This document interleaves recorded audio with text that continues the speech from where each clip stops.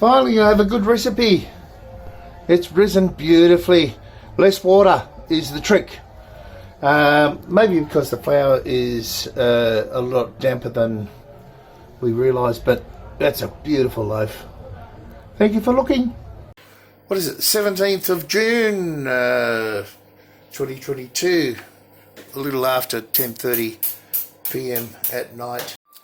Hey guys, I just wanted to show you a video about paper bags. Brown paper bags. There's a good thick one. But what's inside, and I forgot all about this, it's been sitting in my pantry in a dry place for a long time. Now I don't know, you probably can't see in there.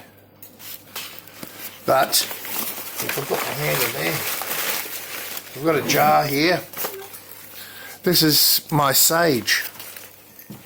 So let me pull some of this out bit by bit. And it smells beautiful.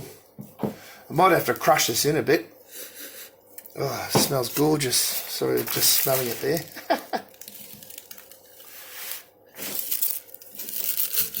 So I'll just crush it in, and I'll use this in my cooking and etc.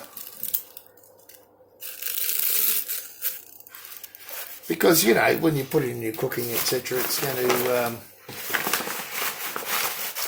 going to be crushed up and gets rehydrated, etc.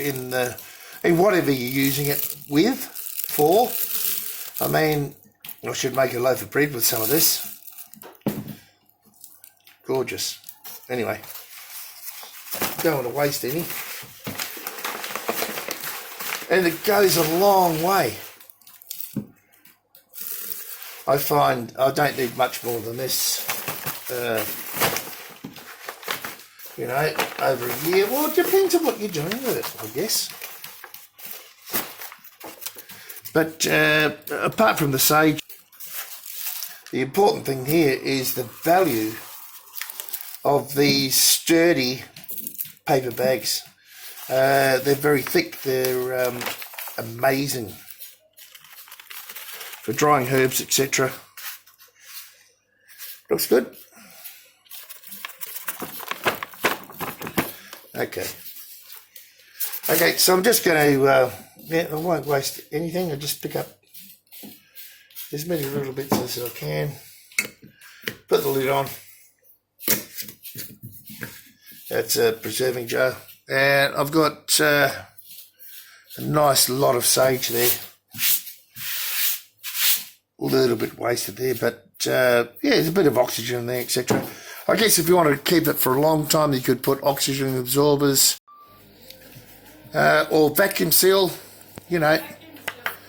gorgeous. But what this video is really about is these heavy bags. Gorgeous, absolutely. You can reuse them over and over and over again, and they do wonderful for things like preserving herbs. Anyway, that's all I wanted to convey. Have a good night.